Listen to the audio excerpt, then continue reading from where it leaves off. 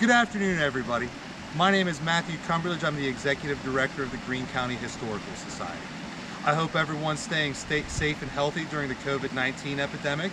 And since we're all sort of stuck in our houses right now, I thought we could go for a drive and look at some different sites throughout Greene County and talk and learn a little bit about Greene County's early history. Right now, we're in Rich Hill Township, just a little beyond the town of Wind Ridge. And we're going to explore a few sites today, among which are going to be Crow's Rock and the site of the Corbly Massacre.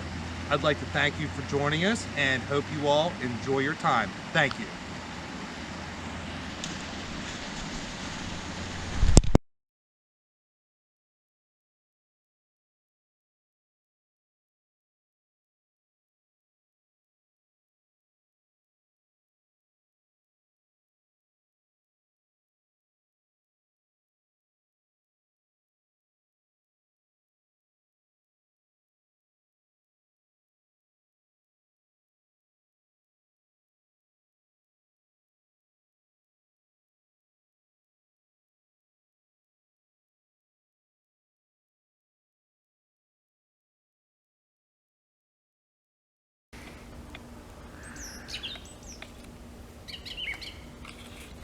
On the second Sunday of May in the year 1782, being about to keep my appointment at one of the meeting houses about a mile from my dwelling, I set out with my dear wife and 5 children for public worship.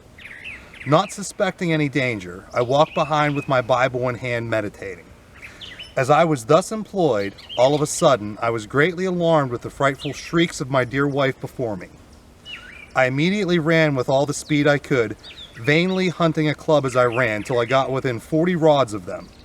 My poor wife, seeing me, cried to me to make my escape. An Indian ran up to shoot me. Seeing the odds too great against me, I fled and by doing so outran him. My wife had a chuckling child in her arms, the little infant they killed and scalped. Then they struck my wife several times, but not getting her down, the Indian who aimed to shoot me ran to her.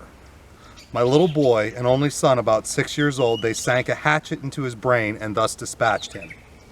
A daughter besides the infant they killed and scalped. My oldest daughter, who is yet alive, was hid in a tree about 20 yards from where the rest were killed and saw the whole proceedings. She, seeing all the Indians go off as she thought, got up and deliberately came out from the hollow tree, but one of them, spying her, ran hastily up, knocked her down, and scalped her. Also her only surviving sister, one on whose head they did not leave more than an inch round, either flesh or skin, besides taking a piece of her skull.